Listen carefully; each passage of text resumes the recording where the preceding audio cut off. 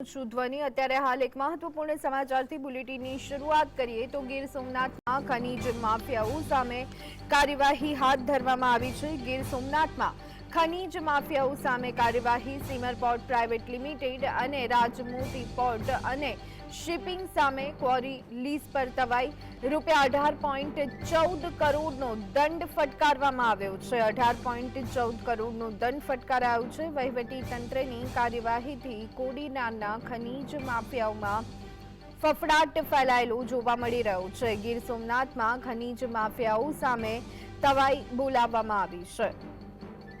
Simar port private limited અને Rajmoti port and shipping સામે quarry lease પર તવાઈ। તો આ સંદર્ભે વધુ વિગત મેળવી લઈએ। સંવાદદાતા દીક્ષિત અમારી સાથે જોડાઈ ગયા છે। દીક્ષિત, ખનીજ માફિયાઓ સામે તવાઈ, શું વિગતો, કાર્યવાહી? ગીર સોમનાથ જિલ્લા કલેક્ટર દિગ્વિજયસિંહ જાડેજા દ્વારા રેવન્યુ વિભાગ તથા ખાણ ખનીજ વિભાગની કચેરીની સંયુક્ત ટીમ દ્વારા 17/2 ના રોજ વેરાવળ પાટણ તાલુકાના લુંબા ગામમાં સર્વે નંબર 45 પૈકીની 6 માં 4.99.90 હેક્ટર વિસ્તારમાં બ્લેક ટ્રેપ ખનીજ Simar port private limited, Rajmoti ports અને શિપિંગ પ્રાઇવેટ લિમિટેડ અને રાજમોતી બિલ્ડર્સ નામની ક્વેરી લીઝની જિલ્લા તંત્રની ટીમ દ્વારા તપાસ કરી માપણી કરવામાં આવી હતી।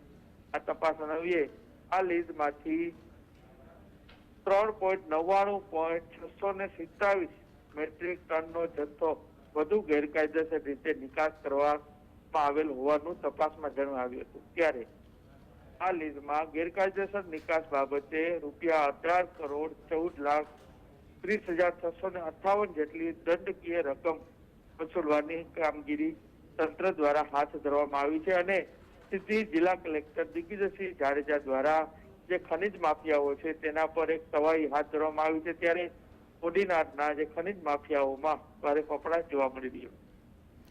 જી બિલકુલ દીક્ષિત, ₹18.14 કરોડનો દંડ ફટકારવામાં આવ્યો છે, તે બાબતે શું અપડેટ મળી રહી છે?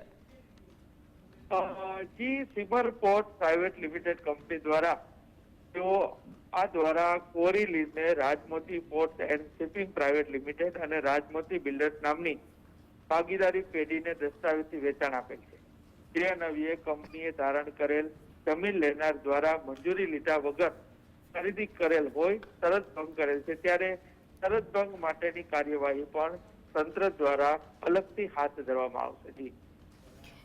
જી બિલકુલ દીક્ષિત, ખનીજ માફિયાઓમાં ફફડાટ જોવા મળી રહ્યો છે, એ બાબતને લઈ અને શું માહિતી મળી રહી છે? સાથે શું ગણગણાટ ખનીજ માફિયાઓની અંદર જોવા મળી રહ્યો છે? અનેક વખત અગાઉ પણ કાર્યવાહી છતાં પણ બેફામ, ત્યારે હવે આખરે ખનીજ માફિયાઓમાં શું ગણગણા?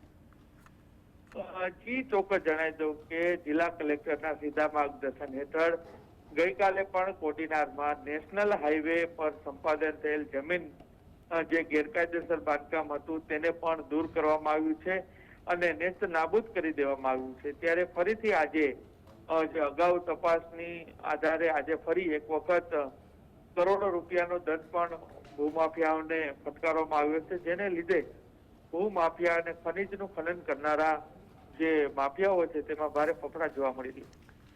જી આભાર દીક્ષિત, સમગ્ર માહિતી આપવા બદલ।